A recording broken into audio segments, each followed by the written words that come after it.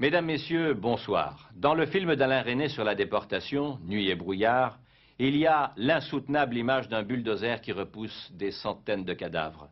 Dans la tragédie rwandaise, dont les racines étaient déjà visibles pourtant, il y a 30 ans, des bulldozers encore essaient de mettre en terre 1 million de morts dans un petit pays de 7,5 millions d'habitants. 50 ans après les crimes nazis en Europe, même si la comparaison n'est pas exacte, des voix parmi les plus autorisées de la communauté internationale parlent à leur tour de génocide au Rwanda. Rien d'ailleurs n'aura été épargné à ce pays, puisque l'épidémie de choléra a compliqué ensuite toutes les tâches humanitaires. Ce génocide, c'est-à-dire cette volonté d'exterminer, nous allons essayer de vous en montrer l'origine, les acteurs, les victimes. État d'urgence sur l'autopsie d'un génocide.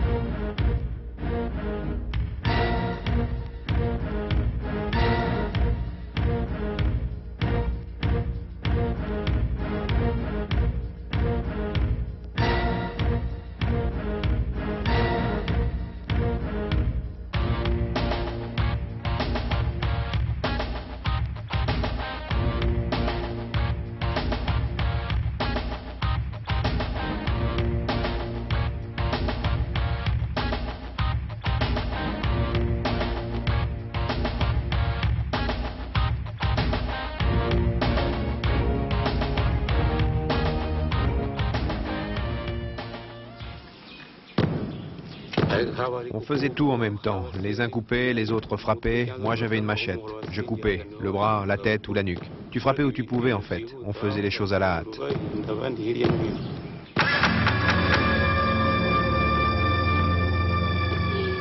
On nous donnait des gourdins et on nous disait où frapper. On le faisait pour ne pas être tué.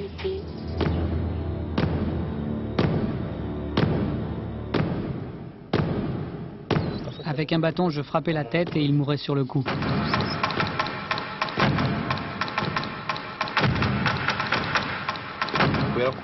On était complètement paniqués quand on tuait. On se disait que si on ne le faisait pas assez vite, ils allaient nous abattre. Alors l'un coupait le bras, l'autre la tête, l'autre une jambe et ainsi de suite, et après, on se sauvait.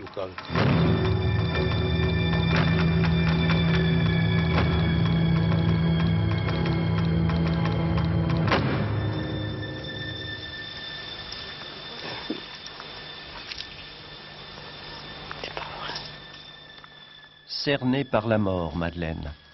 Comme en 1962, quand ses parents avaient été massacrés sous ses yeux pour les mêmes raisons. Aujourd'hui, elle se retrouve là, sur sa terre natale, envoyée par ses amis rwandais, réfugiés en France, comme elle.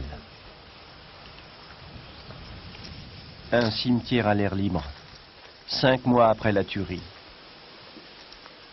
Faut-il brûler les corps ou laisser intactes les traces de l'atrocité? Les survivants du village de Ntarama ne savent que faire. Souvent, ils n'osent même pas revenir sur les lieux. C'est en nous apercevant que cette femme a fini par vaincre sa peur.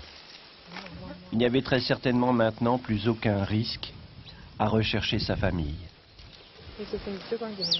J'essaie de reconnaître les siens à partir des vêtements qui sont encore intacts. Parce qu'elle a perdu sa mère, son père, son grand-père, sa grand-mère, ses 2 petites sœurs. Elle a reconnu le vêtement d'une tante à côté. C'était le 10 avril dernier. Au 2e service de la messe dominicale, 3 autobus déversent un flot de tueurs. La garde présidentielle les accompagne. Ils sont venus, ils étaient très nombreux et ils ont attaqué avec des armes.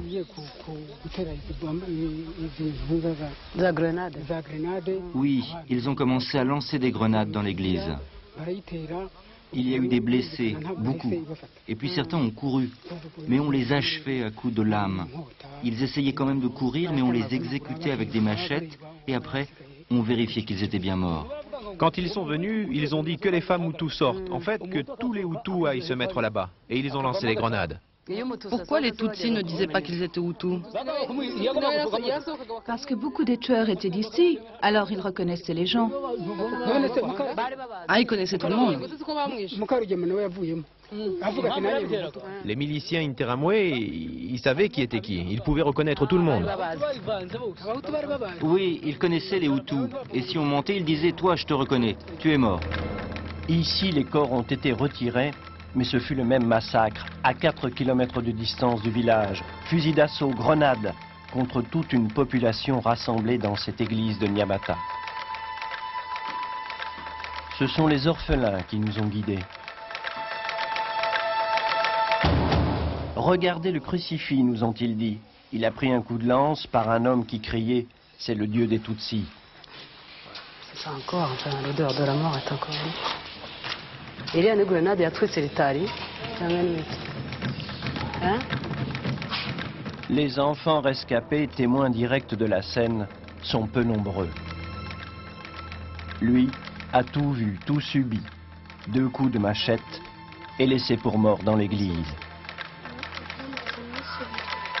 Utilisé. Bon, il est resté 2 jours sous les cadavres dans l'église. Quelques croix pour quelques corps identifiés, mais les plus nombreux sont sous cette terre. Et là, les enfants disent qu'en fait, ils ne creusaient pas des tombes, ils alignaient les corps et puis une pelleteuse a ramassé de la terre et jeté par-dessus. C'est ce qu'on craignait, qu'avec les pluies, tout ça va partir et les corps vont apparaître, en fait, les squelettes. Des poteaux tordus comme par une vague, face à l'église, une foule se trouvait là. Il me dit en fait qu'il y avait trop de monde à l'église, il ne pouvait pas tenir à l'intérieur de l'église, donc il est parti se réfugier dans une bananerie qui était, si on voit les restes de la bananerie. Ils étaient tellement nombreux chaque fois que les miliciens entraient et se pressaient, chacun essayait de s'enfuir. Et le résultat est là. La clôture a cédé. La clôture a cédé et la plupart ont été tués là-dedans.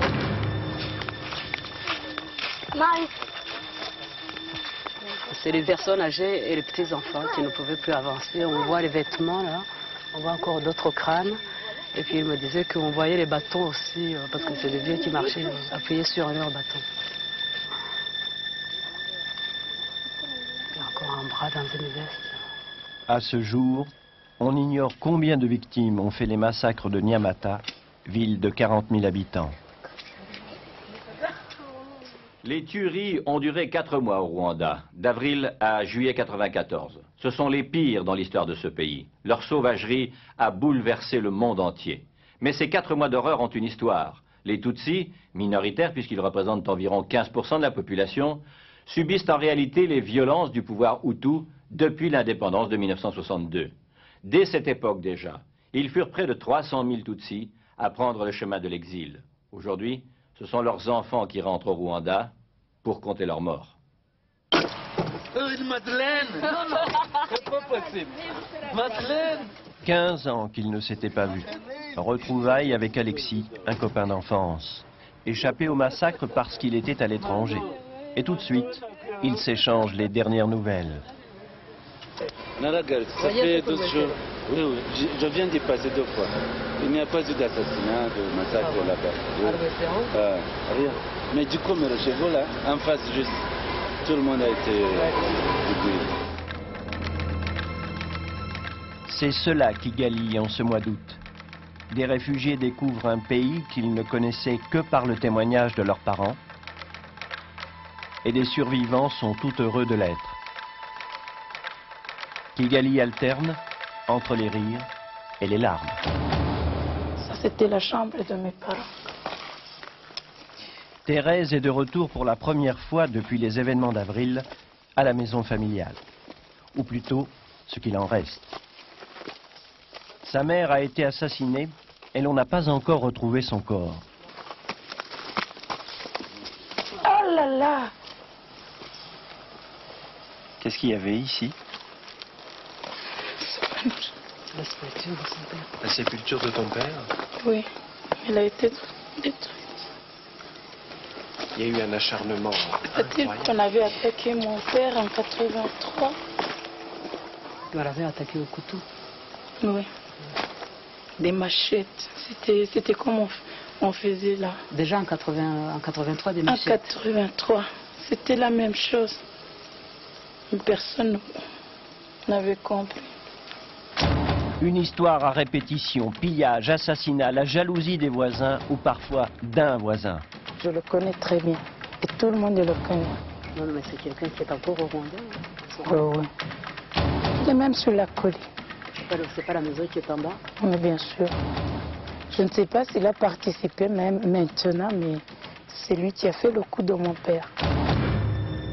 Quelques centaines de mètres plus loin, la confrontation entre les deux femmes et la sœur du tueur. Non, dit-elle, vous pouvez demander à tout le monde, je ne vois plus mon frère Cyprien. Mutisme général. Tu me reconnais?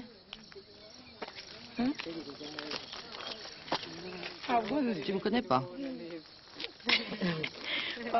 Tiens, regarde, j'enlève les lunettes. Ah, c'est toi, Berongo. Bonjour. Dis donc, ton frère, c'est bien lui qui a fait le coup contre papa? Non, je t'ai déjà dit. Ne me dis pas que tu sais rien.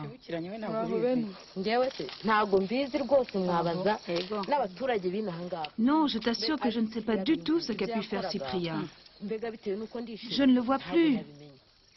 Et une voisine interrompt. Elle veut tout révéler. Oui, Cyprien était bien dans la bande venue pour agresser la mère de Thérèse. Blessée à coups de machette, elle agonisait en appelant au secours sa fille. Et là-haut, un jeune, surnommé le chat, l'a achevé. Il a même bu son sang, dit la femme. Et Thérèse de noter consciencieusement l'identité des assassins de sa mère.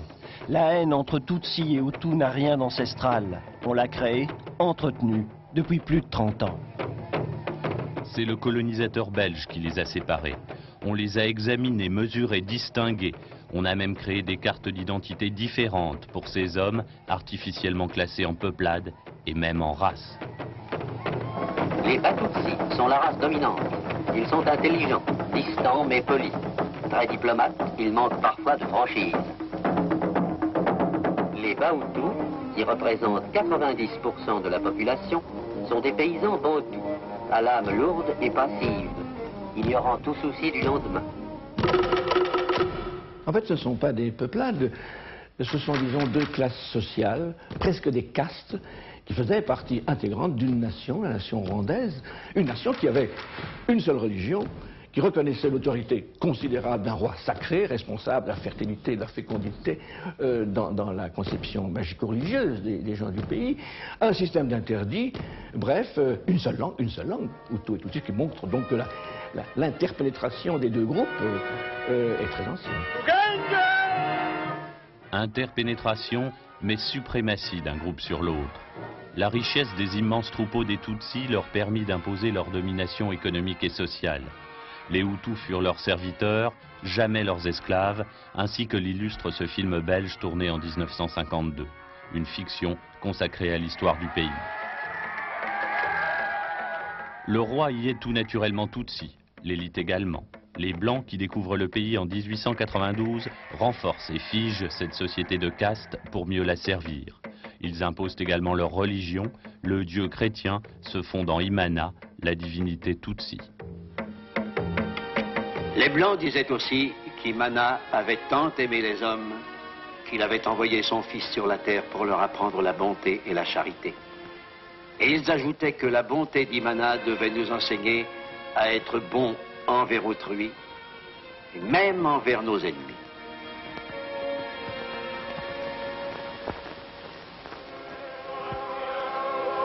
C'est jour de fête au pays des Noirs. Un pays qui bâtit l'église rwandaise sur la pierre de la toute-puissance Tutsi. Mais tout le monde, sans distinction, est touché par la grâce. Le Rwanda est terre d'évangélisation. Ce film, tourné à la demande des pères blancs, en fait foi. Les vieilles croyances rapidement éradiquées, le catholicisme triomphe, la civilisation blanche est en marche.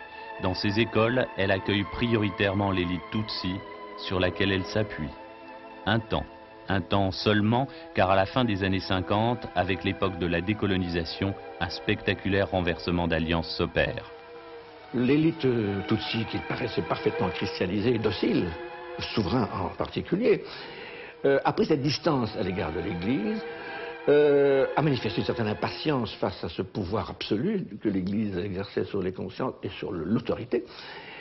Et a mis même, le parti Tutsi a même mis en cause la convention qui liait le gouvernement colonial à l'Église, qui avait le quasi-monopole de l'enseignement. Donc par conséquent, l'Église a senti, je crois, qu'elle perdait la mise. Et qu'évidemment, il fallait cette fois-ci s'intéresser sérieusement aux 85% de la population qui restait dans l'ombre. Autrement dit, les Hutus, que l'Église et les colons encouragent et aident à contester la suprématie Tutsi. La Belgique occupe toujours le pays, mais ce sont les Tutsis que les Hutus traitent de colonisateurs avant de faire de leurs anciens maîtres des terroristes. Et naturellement, les mots mènent aux actes. 1959, manifestation, violence, massacre, la machine infernale est en route. Les mains se tachent, les consciences se salissent, la fable de deux peuplades, de deux races pénètre tous les esprits. Désormais, ce sera Hutu contre Tutsi. Les Hutus majoritaires utilisent la démocratie comme une arme. Leur parti remporte les élections de l'après-indépendance en 1962 sous le regard bienveillant des troupes de l'ancien colon belge et de leur chef, le colonel Logis. Vive le Rwanda libre Hutu. Aux fêtes de l'indépendance en 1962, assis à côté du premier président Grégoire Kayibanda, son conseiller en matière religieuse, l'évêque Pérodin. Si l'Église n'avait pas soutenu profondément le mouvement Hutu, le colonisateur belge n'aurait peut-être pas suivi. En fait, quand j'étais au Rwanda, tout le monde savait quelle était l'attitude de Monseigneur Pérodin, qui était l'archevêque, qui était d'origine suisse, qui était tout à fait allié au colonel Logis. Le colonel Logis et Monseigneur Pérodin ont fait la révolution, si vous voulez. Pas du tout une révolution populaire, les masses paysannes, brusquement, auraient découvert leur état de servitude. On leur a expliqué après qu'ils étaient exploités. Au siège de l'évêché, il n'est pas rare que la messe dominicale ressemble à un véritable meeting. Désormais, l'Église s'appuie sur le pouvoir Hutu s'appuie sur l'Église.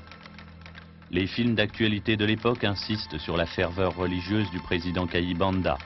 Il défend les valeurs de la chrétienté et de la démocratie dans ce petit pays perdu au cœur de l'Afrique. Les Hutus à l'Église et les Tutsis en exode. Entre 1959 et 1963, 300 000 d'entre eux fuient le pays. Un pays qui se dit menacé, un pays qui mobilise et qui insiste à loisir sur le danger terroriste Tutsi. Les commandos Tutsi attaquent les collines, les missions, égorgent les hommes, incendient les cases et raflent les femmes et les troupeaux de vaches.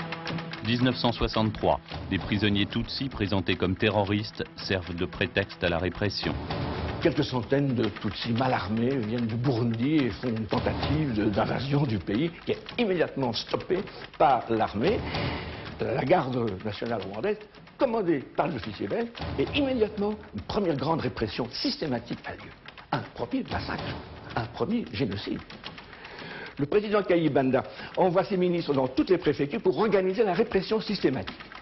Et à cette époque, il ne s'agit plus d'écarter de la vie politique, il s'agit déjà d'éliminer physiquement. 15 000 victimes.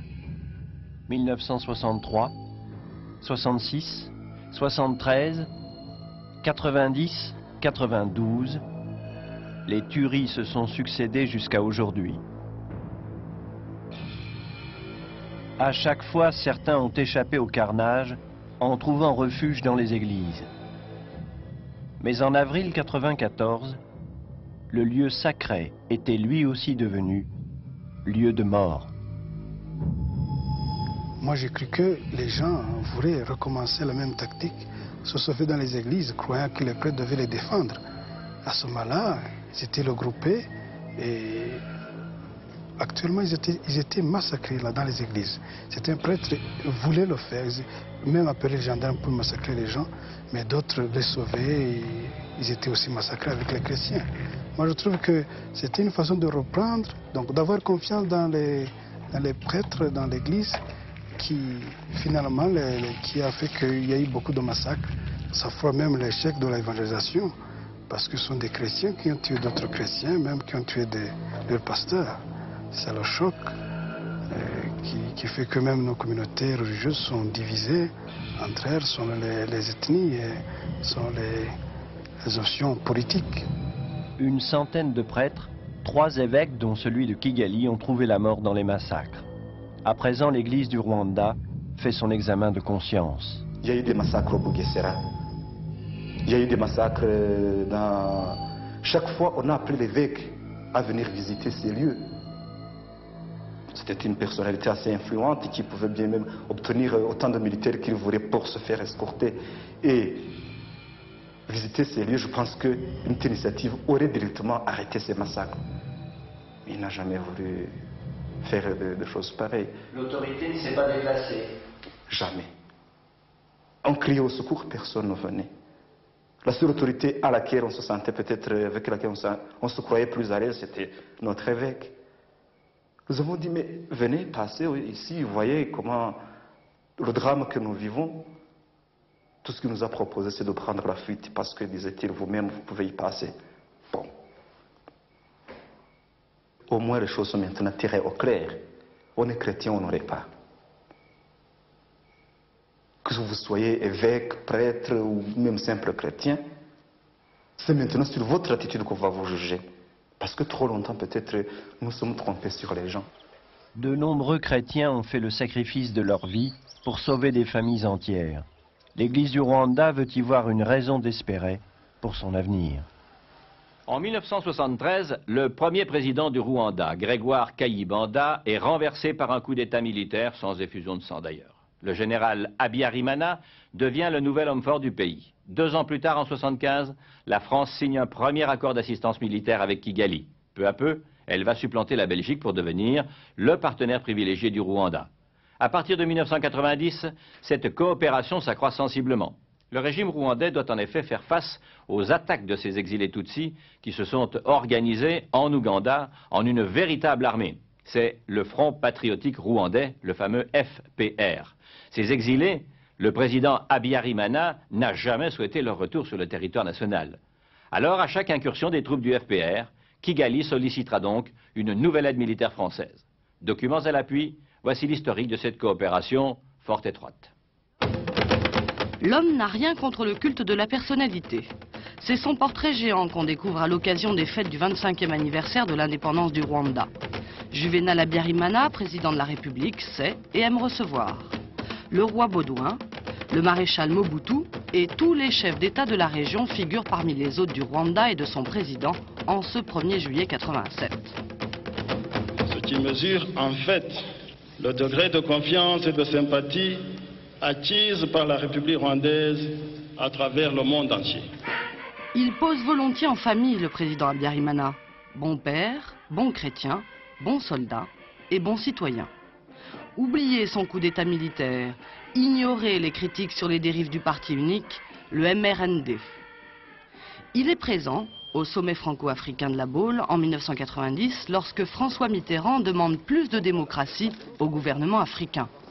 Il est évident que cette aide traditionnelle, déjà ancienne, sera plus tiède en face de régimes qui se comporteraient de façon autoritaire sans accepter l'évolution vers la démocratie. Comme les autres, Juvénal Habyarimana promet de faire des efforts. Il instaure le multipartisme et peut venir à l'Élysée passer la garde républicaine en revue la tête haute et réclamer plus d'aide. Et l'aide viendra sous diverses formes.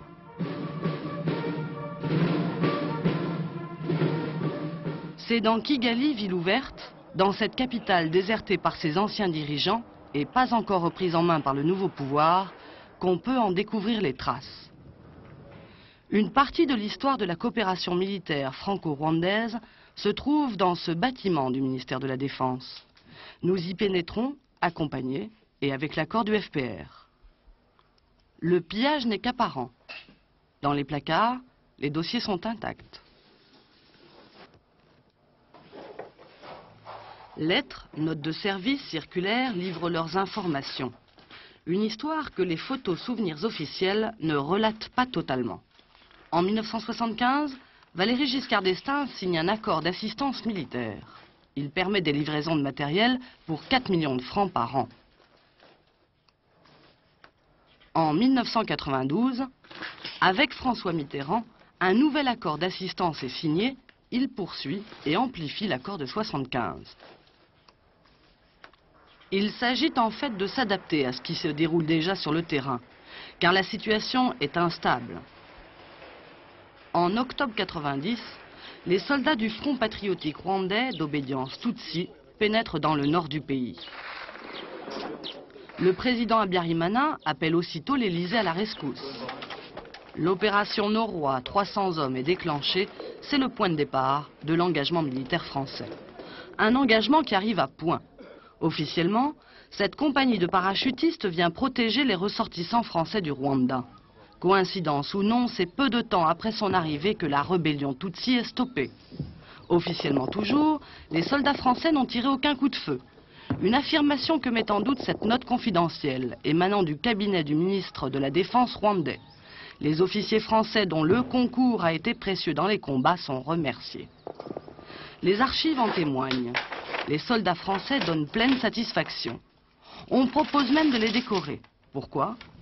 Le 24 janvier 91, l'armée rwandaise repousse l'attaque du FPR sur Wangeri, ville du nord du pays. C'est la version des autorités.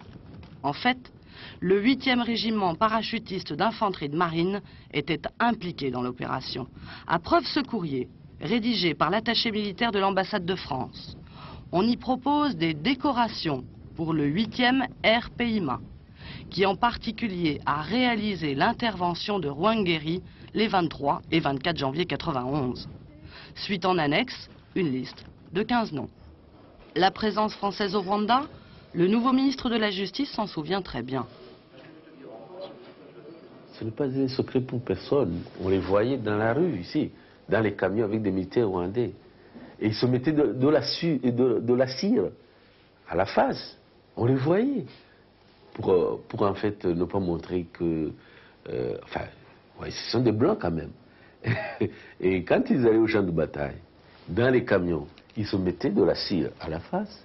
Mais ils oubliaient ici. Et quand on les voyait, on voyait qu'ici ils étaient blancs et que là ils étaient un peu sobres. Et la cire les rendait plus noirs que les noirs. Ouais. Bon, on les voyait. Moi-même je les ai vus. Parce que toute personne de Kigali pouvait les voir. Autre, je sais que là, à la Nyamarongo, ils faisaient des barrières à la ville, dans la ville. Et à la barrière, eux-mêmes, ils réclamaient les cartes d'identité. Et quand tu voyais que tu étais Tutsi dans le véhicule, même si tu avais des pièces régulières, ils te sortaient du véhicule, tu t'assoyais là, dans le sable. Et pourquoi, on ne sait pas. Et après, on ne sait pas ce qui devenait ces gens. Officiellement encore, aucun soldat français n'était présent sur le front. Mais le 28 octobre 92, l'attaché de défense de l'ambassade de France informe qu'un DAMI, un détachement d'assistance du génie, composé de 7 militaires, sera mis en place pour aider l'armée rwandaise à consolider sa ligne de front. L'opération Noroi s'achève en décembre 93. Une cérémonie de départ est organisée. Défilé des troupes, échange de cadeaux, mais les adieux ne sont pas définitifs. La France ne quitte pas le Rwanda pour autant, puisqu'elle y reste présente par son détachement d'assistance militaire technique qui reste prêt, comme par le passé, à aider nos camarades rwandais dans les principaux domaines de leur activité militaire. Et pour cause, Kigali souhaite redéfinir sa coopération militaire à la hausse.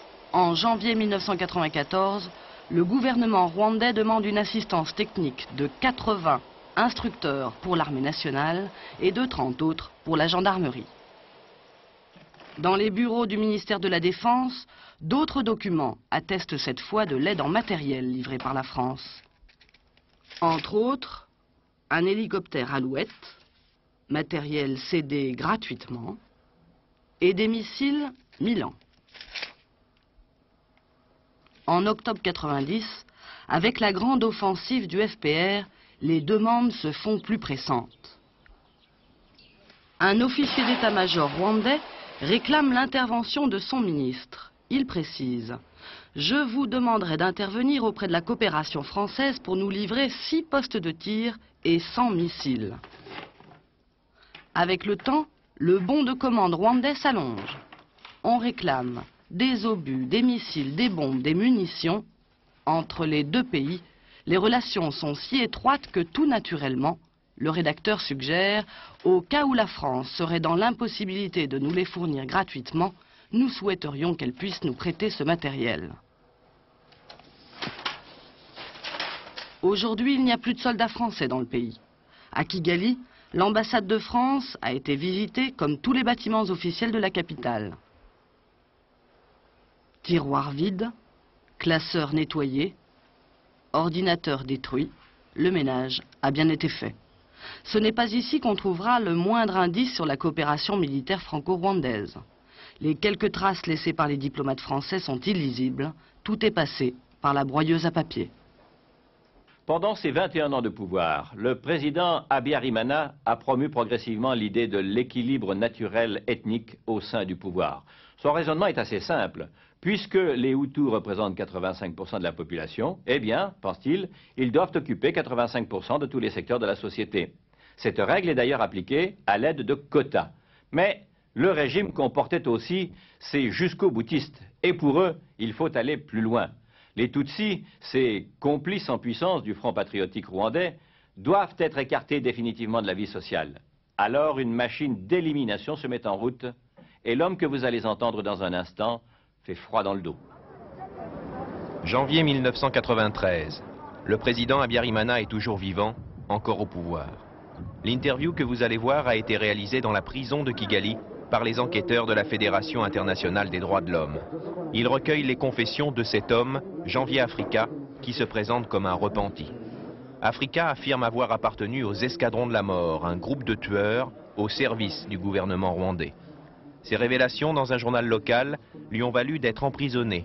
Une campagne internationale menée par les organisations des droits de l'homme a permis cette rencontre. Si ces organisations accordent crédit au dire de Janvier Africa, malgré toute l'ambiguïté du personnage, c'est à cause de ces petits papiers. Le repenti y a dessiné les emplacements de multiples charniers. Grâce à ces indications, les enquêteurs des droits de l'homme découvrent effectivement les premières fosses communes du Rwanda des années 90. Selon Janvier Africa, ces massacres seraient le fait des escadrons de la mort. Qui étaient les chefs des escadrons de la mort, les plus hauts? Les chefs des escadrons de la mort dont je peux te parler, c'est tout l'entourage, tout le clan de Juvenal Habyarimana, le président de la République.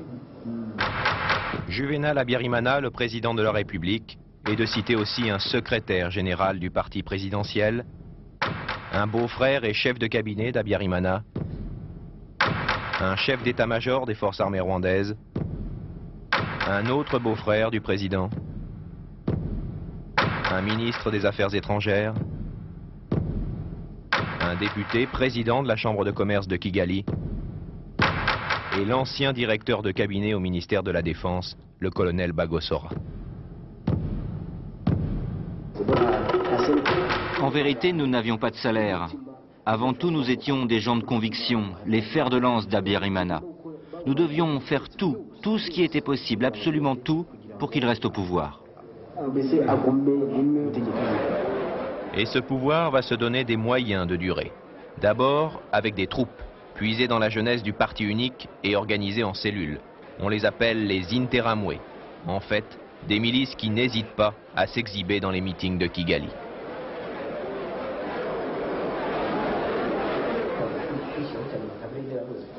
Quand nous avons décidé de créer cette milice Interamwe, on a aussi mis sur pied une autre unité qu'on a appelée les Purs. Tous ces miliciens sont des gens du parti unique du président, des tueurs entraînés à attraper et tuer sans laisser de traces, aucune trace. Et dans son souci de quadriller le territoire, le pouvoir crée en 1991 les milices d'autodéfense populaire, véritables relais locaux des escadrons de la mort. Voilà pour l'organisation secrète. Au grand jour, cette fois, les durs du régime proclament leur mot d'ordre. En 1992, dans la région natale du président, Léon Mugesera, membre du parti au pouvoir, appelle à constituer la liste des ennemis de l'intérieur. Si ce n'est pas fait, nous nous occuperons nous-mêmes de massacrer, dit-il, toute cette bande de salauds. En septembre de la même année, dans une lettre confidentielle, le plus haut niveau de l'armée, l'état-major lui-même, indique cette fois clairement les ennemis du pouvoir, le principal est le Tutsi, mais on appelle aussi à se méfier des Hutus mécontents du régime, appelés aussi Hutus modérés. Et comme cela, la violence se banalise dans les rues de Kigali et le reste du pays. Le prétexte est toujours le même, les attaques militaires menées par le Front patriotique rwandais. Une dérive dénoncée par toutes les organisations des droits de l'homme en vain. Après les hommes et leur idéologie, place aux organes de propagande. Les membres du parti présidentiel saluent la naissance d'un journal baptisé Kangoura et diffusé sur tout le territoire. Une feuille extrémiste qui n'hésite pas à mettre à la une l'arme du crime, la machette. Kangoura, c'est l'avant-garde d'une kyrielle de titres de presse qui partagent tous le même objectif. Nous avions décidé de créer plusieurs journaux. Nous avions commencé par Kangoura, pour mieux combattre nos adversaires. Et c'est là que nous avons aussi créé Écho des Mille Collines et d'autres publications que nous financions. Quand on voulait tuer telle personne ou telle autre, on écrivait des articles contre elle pour préparer l'opinion et nous justifier à l'avance. Ensuite, on les tuait et après, on affirmait qu'on n'y était pour rien et que c'était les autres, nos ennemis, qui étaient les véritables assassins. Et ça, on l'écrivait à travers les colonnes de nos journaux. Le lecteur du numéro 6 de Kangoura a même pu trouver dans son périodique les 10 commandements du bon Hutu. Notamment est-il recommandé, les Hutus doivent cesser d'avoir pitié des Tutsis. Autre avertissement, les Hutus doivent être fermes et vigilants contre leur ennemi commun Tutsi. Comme le pays est en grande partie illettré, les ultras vont se doter de l'arme absolue, la radio. En août 1993, l'idéologue Ferdinand Nahimana fonde, avec l'épouse du chef de l'État, la RTLM, Radio Libre Mille Collines. En face de la présidence, RTLM diffuse sur ses ondes la parole officielle. Les appels au massacre sont désormais publics et en direct. Voici quelques extraits de ces émissions. C'était au début des événements, en avril dernier. On nous cherche rapidement 100 000 jeunes pour que nous tuions les agents du FPR et que nous les exterminions. L'extermination sera d'autant plus facile qu'il s'agit d'une seule ethnie. Par exemple, tu n'as qu'à regarder la taille de la personne, sa physionomie. Tu n'as qu'à seulement regarder son petit nez fin et le casser. Pour finir, prenez vos machettes, prenez vos lances, faites-vous épauler par les soldats. Les agents du FPR, tuez-les, exterminez-les, parce qu'ils sont maudits. Vous continuez à écouter RTLM, radio libre et indépendante. Rien de mieux pour fanatiser les miliciens. Avec les forces armées, ils ont suivi les consignes, exécuter le plan du génocide. Aujourd'hui, que sont devenus les porteurs de machettes, les responsables du massacre?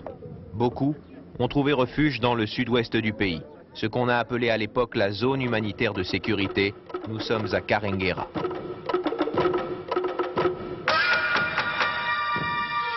L'homme au chapeau blanc nous a été désigné comme un milicien interamwe, un milicien qui aurait participé aux tueries. Il y a des gens qui disent sur la commune que vous avez participé à ce qui s'est passé ici, au massacre, que vous êtes un interamwe. Non, non. Non. Je ne suis pas interamwe. Non. Non, non. Vous en connaissez, vous? Vous en connaissez, vous, des interamwe? Les interamwe? Vous les connaissez? C'est... Je ne sais pas les interamwe. Vous savez pas ce que c'est? Non, que c'est... Interamwe, je peux lui dire que c'est quoi? Vous n'avez jamais participé, vous Bah, tu lui dis que c'est l'organisation de jeunesse d'un parti. Vous connaissez Christophe? Nyandoui, Christophe. Oui. Oui, je connaissais. Christophe Nyandoui est un fonctionnaire de la préfecture souvent mis en cause dans les massacres. Donc il est interamwe, oui. Christophe est interamwe? Oui. On dit que c'est lui qui dirigeait les interamwe ici sur la région et la commune? C'est le Christophe, oui. C'est le Christophe. C'est lui qui dirige tout? Oui. Christophe Niandoui, le voici. Membre du parti de l'ancien président, il était responsable des milices. Lui prétend ne rien connaître des tueries. Rien. Je ne savais pas. Vous n'avez jamais réuni des interamoués pour participer à des opérations? Non, monsieur, celui qui vous a dit ça, il vous a trompé. Il vous a trompé, même devant Dieu, il sera coupable de ce mot qui vous a dit ça. Il sera coupable de ces renseignements qu'il vous a donné. Vous n'avez rien à voir avec les interamoués? Moi, je n'ai rien fait du mal avec les interamoués. De mon côté. Même devant Dieu. Vous n'avez jamais donné d'ordre? Rien. Vous n'avez... Devant moi, devant le Dieu, je n'ai rien fait. La main sur le cœur, Christophe jure n'avoir rien fait. Pourtant, dans les témoignages recueillis, les soldats français de l'opération turquoise ont retrouvé le nom de Niandoui, souvent cité comme organisateur de massacres. Au milieu de l'été, dans cette préfecture près du lac Kivu, la mission des militaires français était avant tout humanitaire. Ces soldats, mandatés par les Nations Unies, étaient limités à une simple identification des criminels de guerre présumés. Ma mission n'était pas de les rechercher, de les poursuivre, de les arrêter. Ma mission était une mission militaire, encore une fois, à distinguer des missions de gendarmerie ou de police ou de prévôté. Et donc je crois que nous avons fait notre travail. Ni mandat de recherche, ni mandat d'arrêt. De fait, les assassins ont pu franchir librement la frontière et trouver refuge au Zaïre.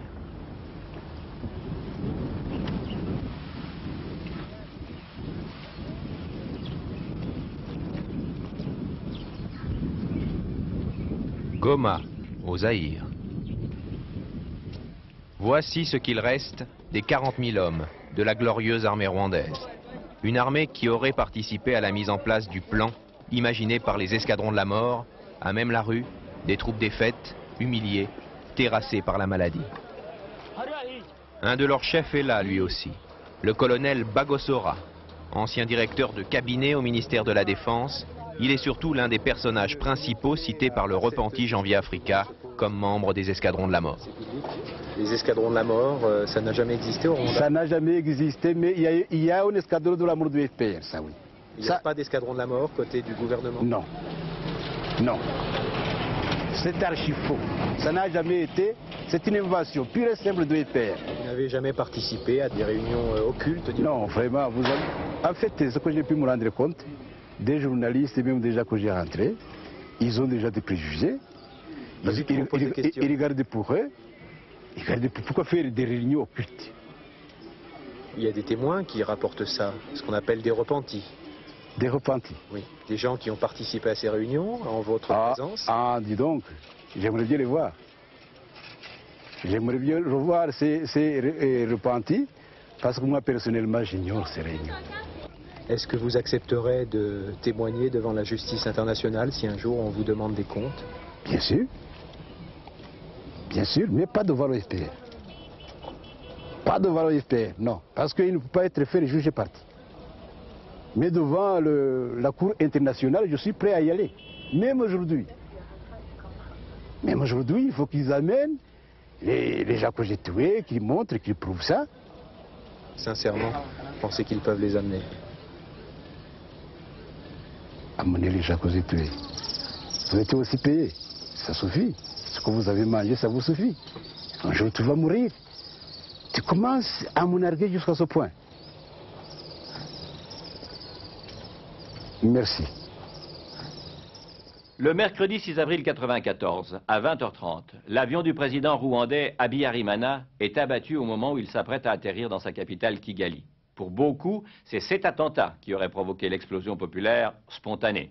C'est la thèse fournie, et soutenue d'ailleurs, par les dirigeants en place à cette époque. Mais cette thèse ne résiste pas bien à l'examen de ce qui s'est passé à Boutaré. Voici comment et pourquoi.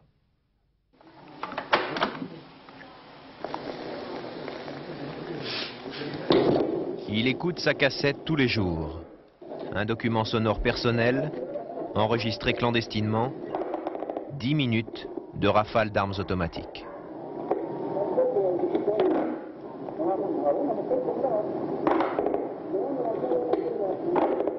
Impuissant, le pasteur canadien Claude Simard a assisté au massacre de 2000 personnes au fond d'une vallée dans la préfecture de Boutaré. Une vingtaine de soldats exécutaient froidement des femmes, des hommes, des enfants, des vieillards terrorisés. Jamais il ne pourra oublier l'effroi qui l'a saisi, et cette cassette a définitivement forgé sa conviction.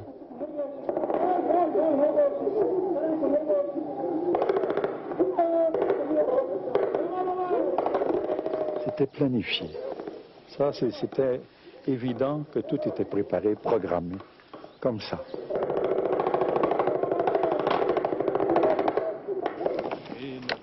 Aujourd'hui, on revient à Boutaré. Après des semaines de folie meurtrière, la ville a enfin retrouvé un peu de son calme. Seulement parcourue en tous sens par des réfugiés qui fuient encore leur cauchemar à la recherche d'un lieu préservé du carnage.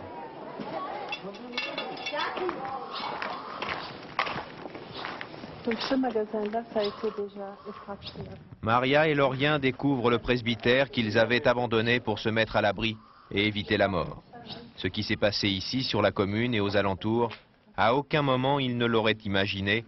La préfecture semblait protégée et on continuait à y vivre normalement alors que le reste du pays était livré aux tueurs. Oui. Ici à Boutaré, je dirais, nous avons été très privilégiés jusqu'au bout, peut-être à cause des autorités que nous avons eues. Nous avons eu un bon préfet, on a eu un très bon bourgmestre. À Boutaré, en fait, il n'y avait pas d'activité, si vous voulez. Il n'y avait pas d'activité. Et le préfet de préfecture essayait de circuler pour calmer les gens, calmer la situation. Mais on sentait déjà que la tension commençait à monter. La tension montait. Mais à Boutaré même, dans la préfecture de Boutaré, il n'y avait pas tellement de gens qui voulaient tuer. 2 semaines après la mort du président Habyarimana, Boutaré, la deuxième ville du pays, refuse de suivre l'exemple de Kigali à feu et à sang. Un privilège qu'elle doit à un homme, son préfet, Jean-Baptiste Habyarimana. Diplômé d'une université américaine, membre d'un parti d'opposition, il est aussi le seul préfet Tutsi du pays, un cas de trop sans doute. Dans la maison familiale, le 19 avril, Joséphine, son épouse et ses 2 filles sont assassinées. Jean-Baptiste le préfet disparaît. Jamais personne ne le reverra. Coïncidence ou non, ce 19 avril, le président de la République par intérim arrive à Boutaré. Ce même 19 avril, le destin des habitants de la ville bascule. Le président fait un discours dans lequel il exhorte la population à obéir à ses ordres. Théodore Sindikubwabo s'adresse aux officiels. Ses propos sont retransmis à la radio nationale. Pardonnez-moi parce qu'habituellement, je ne m'exprime pas comme cela, avec autant d'émotion dans la voix, mais ces jours-ci, c'est impératif. Il faut que je vous dise ce que j'ai sur le cœur. Celui qui ne se sent pas concerné par notre combat, eh bien qu'il fiche le camp. Certains sont d'ailleurs chargés de travailler à nous en débarrasser, qu'ils y mettent du zèle. Des traîtres sont allés à l'extérieur du pays pour apprendre à manier le fusil. Vous les connaissez, moi je ne les connais pas, alors que chacun d'entre vous donne des noms pour que l'on s'en débarrasse. Soit nous perdons la guerre, soit nous faisons le bon choix, nous la gagnons. Je vous le répète, nous ne gagnerons cette guerre que si vous nous débarrassez de ces gens qui hésitent et qui disent « moi, cette guerre ne me concerne pas ».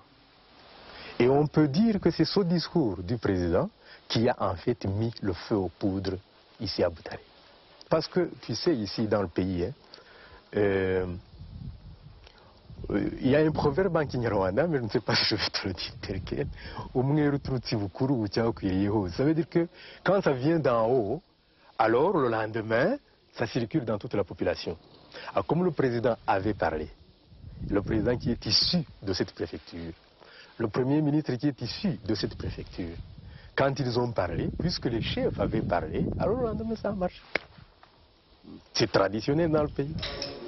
Et le soir même du discours, tout se met rapidement en place dans l'urgence. Pour les autorités, il faut désormais rattraper le retard pris par rapport à l'ensemble du pays. Dans une mairie de la préfecture, les preuves de l'existence d'un véritable plan de bataille. Sur un bureau, l'agenda d'un brigadier de police communale. Une succession de comptes rendus de réunions d'état-major. Un état-major qui, 2 jours seulement après le discours du président, rappelait la nécessité de recruter des éléments sûrs et patriotiques de la ville et de les entraîner au maniement des armes dans le cadre de l'autodéfense populaire.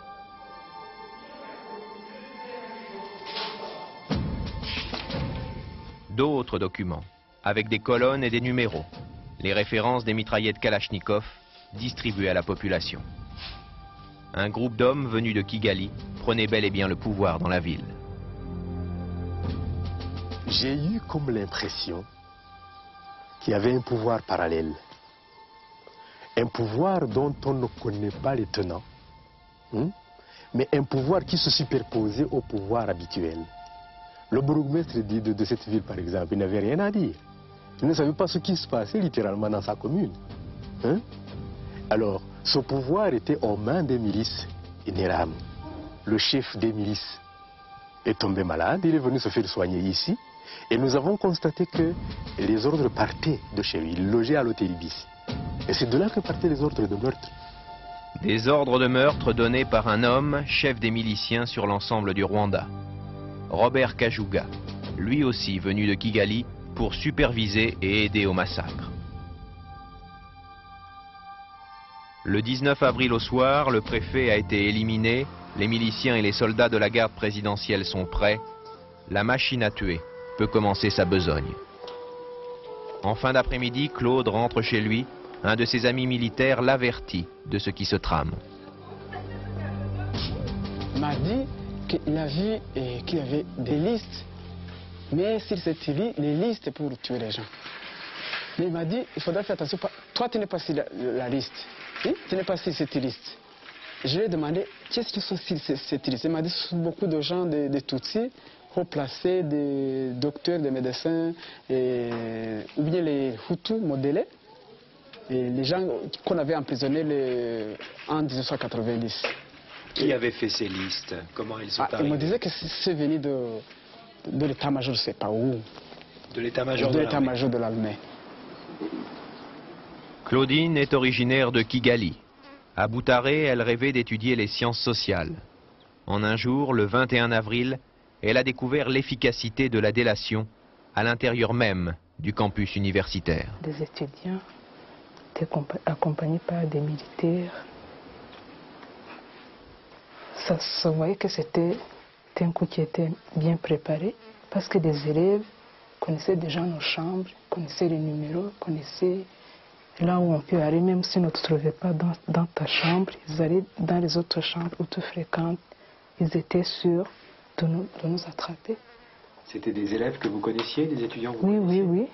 Que vous côtoyiez dans les cours? Oui, qu'on se parlait même normalement. Même scénario à l'hôpital. Le 23 avril, soldats et miliciens bousculent les médecins et achèvent à même leur lit 170 malades et blessés. Un carnage dont témoignera Médecins sans frontières présent à cette époque sur place. C'était vraiment des massacres organisés. Très organisés, ils venaient ensemble en équipe, ils travaillaient toute la journée, on tuait les gens. Jusqu'au 29, non? Du 20 au 29, c'était organisé. Vraiment, on tuait les gens comme à l'abattoir. Après qu'on les amenait ici en bas, on attendait les coups. Les rues étaient jonchées de cadavres. Mais alors on avait tué indistinctement les femmes, les enfants, les jeunes, les vieillards, tout le monde. Tout le monde. Et on a de la peine à s'expliquer des choses pareilles.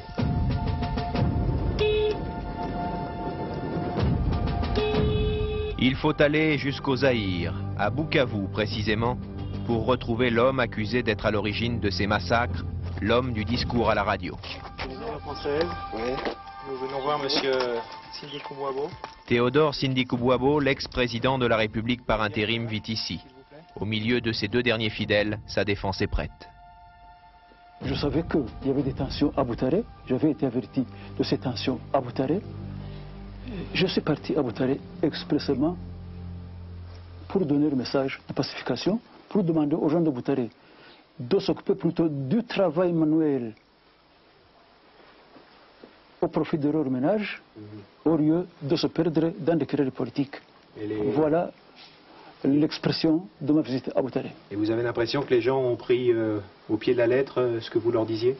Les gens, s'ils ont pris à la lettre ce que je disais, qu'il faut travailler pour le ménage, ou bien s'il y en a qui ont interprété ma parole et ma pensée autrement, ça, je ne sais pas.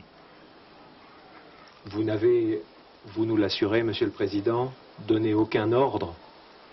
Je n'ai donné dans aucun ordre dans le sens d'affrontement entre les populations. Au contraire, j'ai plutôt donné l'ordre de vaquer à ses occupations habituelles. C'est ce qu'on appelle Gukora. Faire votre travail, vaquer à vos occupations habituelles et ne pas vous livrer aux affrontements. La parole d'un président de la République face aux archives radiophoniques. La teneur du discours diffusé à l'époque sur Radio Rwanda semble bien éloignée des explications de texte fournies aujourd'hui.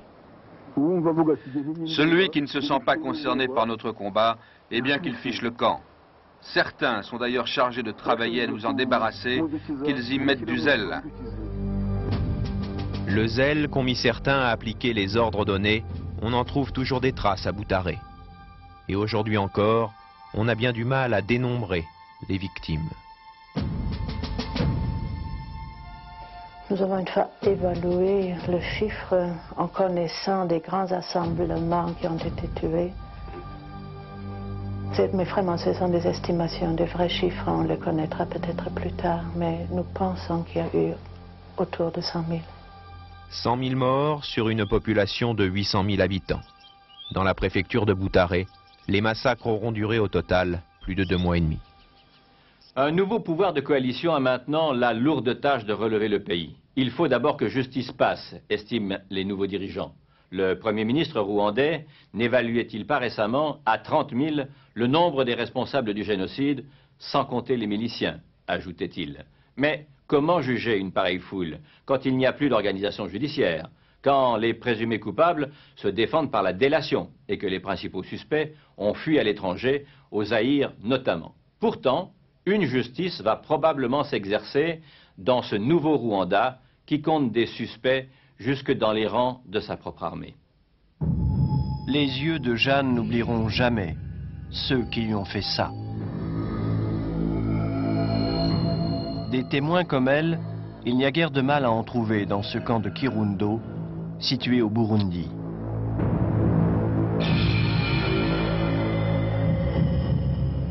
Hutu, Tutsi, ils ont subi la vengeance aveugle de soldats du FPR. Torture, exécutions massives, fosses communes, les organisations des droits de l'homme comme Amnesty International rassemblent les indices, les preuves, et les récits sont accablants. Au centre de Rutondé, il faisait le tri. Le premier jour, il prenait les jeunes hommes. Le deuxième jour, c'était au tour de nos maris. Il les ligotait, les tuait et les jetait dans la rivière. Moi, je me suis sauvée parce qu'une femme Tutsi m'a averti qu'ils allaient venir exécuter les femmes. Les yeux de Charles aussi ont vu la même barbarie. À Kigali, il a fui les milices et 70 km plus loin, il était effaré par les tueries des Inkotani, les troupes du FPR. Je me suis rendu sur les positions du FPR 2 fois ou 3 fois. Je suis allé rendre visite à ces soldats du FPR. Je leur demandais s'ils n'allaient pas par la suite tuer les populations qui sont là. Ils me rassuraient que vraiment ils n'auraient rien faire. Mais c'est après 2 semaines justement que j'ai vu les militaires du FPR avec certaines des populations qui étaient fuies de l'autre côté, ici au Burundi. Donc ils sont venus ensemble, ils ont commencé à massacrer la population. Ils étaient armés de massifs, de machettes, de petites roues, de marteaux, etc. Oui. Mais il faut préciser que les gens du FPR aiment tuer en donnant des coups de marteau dans la tête. Donc moi, je suis venu de Kigali en fuyant les Interahamwe. J'ai quitté ma maison en fuyant les Inkotani. Devant la presse internationale, le nouveau pouvoir de Kigali affirme sa volonté d'égale sévérité pour tout responsable de massacre. 60 militaires du FPR seraient déjà sous les verrous. Mais leurs exactions, dit-on ici, sont sans commune mesure avec le génocide. Il y a une philosophie claire d'un respect des droits de l'homme, prêchée par le FPR et notamment l'opposition. Et peut y avoir des individus, il y a eu des individus qui enfreignent la loi, comme partout, comme cela arrive dans d'autres circonstances. Cela doit être puni. Mais je ne crois pas que tel manquement à la discipline puisse être comparé avec quelque chose qui a été planifié, exécuté par les autorités. Les responsables du génocide, les auteurs de massacres de tous bords, comment juger tout ce monde? Le ministère de la Justice est dépassé par l'ampleur de la tâche. Ses moyens sont dérisoires. 3 juges seulement sont revenus dans la capitale. L'administration est délabrée, il n'y a pas d'argent. Seul recours, l'aide judiciaire internationale, attendue avec grande impatience. Étant donné que le gouvernement a accepté la création d'un tribunal international pour garantir le plus possible l'équité au sein des procès qui auront lieu, nous pensons que ce tribunal devrait voir le jour le plus rapidement possible pour juger ces suspects, parce que si ça ne se fait pas le plus rapidement possible, il y a des risques de maîtriser des jeunes gens qui ont vu leurs parents qui sont morts, qui pour le moment verraient les bourreaux de leur famille se promener, nourris comme ça, sans réaction des autorités. Il y a des risques. Les bourreaux présumés, on les entasse ici. Prison de Kigali, maigre ration pour le détenu et surpopulation carcérale. Déjà plus de 1500 prisonniers. Ils ont presque tous avoué leurs crimes, affirme la direction. Extrait de leurs confessions écrites. Il dit avoir tué très peu de personnes. Au total, d'après ce qu'il dit, à peu près 100 personnes parce qu'il avait un fusil. Pour la plupart, ils sont soupçonnés d'appartenir aux milices Interahamwe. Encore un qui a fait partie des Interahamwe à titre personnel. Il dit qu'ils ont tué plus d'une centaine de personnes, mais que lui, à titre personnel, n'en a tué que 14. Ils ont été arrêtés sur dénonciation ou directement par le FPR. Encore quelqu'un qui dit que lui, il n'était qu'un membre inférieur des Interahamwe, qu'il n'a tué que 4 personnes.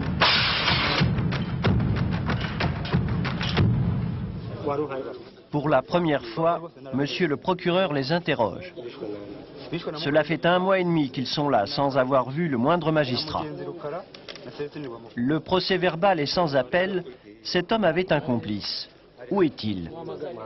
Sans réticence aucune, l'acolyte est aussitôt désigné.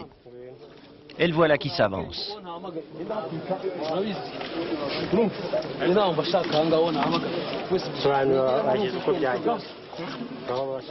Il ne sera pas utile de poursuivre longuement l'interrogatoire.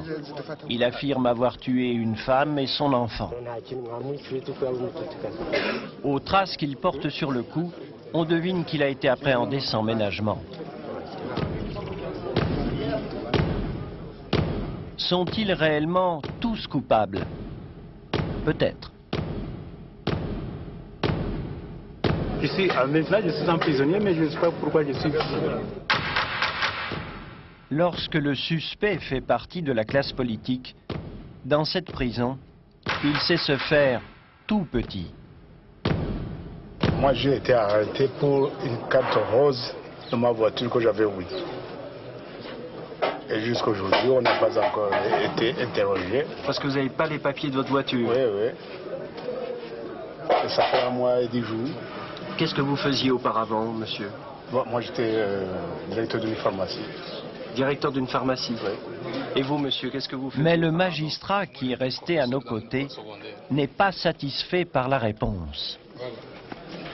Monsieur l'ambassadeur, il faudrait leur dire que vous étiez un futur député à l'Assemblée nationale de transition. Oui, je suis candidat à l'Assemblée nationale. Oui. C'est pas complet. C'est ma profession, mais je suis un homme politique. Je suis président du parti MDR dans la préfecture de Gisenyi. La préfecture de l'ancien président, pas vraiment bon cela par les temps qui courent. Quand le procureur visite ses détenus, il croise des regards qu'il connaît parfois à titre personnel. toute la famille de mon épouse, qui résidait ici à une dizaine de kilomètres de la capitale, a été décimée par les ennemis à moi. Le très de mes beaux-frères a été assassiné chez moi le 12 ans par un ancien détenu de cette prison qui était impliqué dans un assassinat politique de l'ancien ministre des Travaux publics, M. Félicien Gatabazi. Et donc, comment un procureur qui lui-même a été victime de tout ça peut-il juger sereinement? Alors, disons, je me dis que je suis placé pour connaître les problèmes, la réalité de ce qui s'est passé. Si c'est même sentimentalement, ce sera très dur d'entendre à longueur de journée des gens raconter le nombre de victimes qu'ils ont décimées. Mais je me dis que pour qu'il y ait une réconciliation entre les Rwandais, les rescapés, nos compatriotes qui viennent de l'extérieur, il faut que la justice soit faite, qu'elle soit sereine et juste. C'est la seule façon de permettre une réconciliation nationale. Donc, je n'aurai pas de passion là-dedans.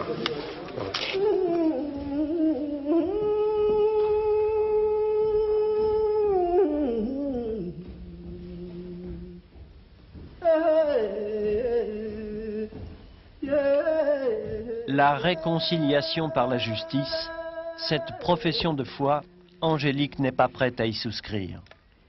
Avec sa petite sœur grièvement blessée et soignée en France, elle est la seule survivante d'une famille de 9 personnes. Je veux vous montrer ce qu'ils ont fait à ma maison, avec quoi ils ont tué mes parents, nous dit-elle. Les tueurs, les Interamwe, ils seraient encore presque tous en liberté. Je dois vivre dans le pays où il ne reste rien. Je dois vivre dans le pays où il y a des Interamwe seulement. Comment? Et je dois aller au marché avec, je dois aller étudier avec, je dois aller au travail avec. Comment on ne peut pas avoir quitté un tel pays? On a tué des parents innocents qui n'ont rien. On a tué ma petite sœur, ma grande sœur, les oncles et les cousins. Qu'est-ce qu'ils ont fait? Rien, puisqu'ils étaient Tutsis. Comment? Est-ce que ça c'est un péché? Les collègues de ton travail peuvent venir te tuer. Et puis après avoir été tué, on te dit, bon, il faut pardonner si on a tué ta papa, ton papa, ta mère, et il faut pardonner, puis vous allez essayer de revivre ensemble. Comment cela? C'est une chose qui n'est pas facile. Et puis, c'est ce que nous sommes en train de vivre ici, la réconciliation, la paix nationale, comment? Est-ce que c'est à nous de nous réconcilier? Est-ce que tu peux pardonner facilement les gens comme ça? C'est pas une chose facile, je te le dis. C'est pas une chose facile.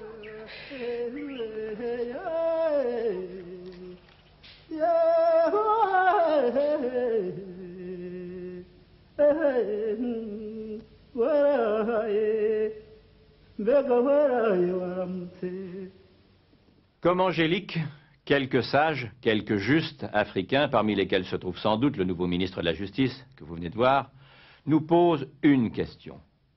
Un génocide en Afrique a-t-il le même poids qu'un génocide en Europe? Et vous, qu'en pensez-vous au fait? Bonsoir, merci.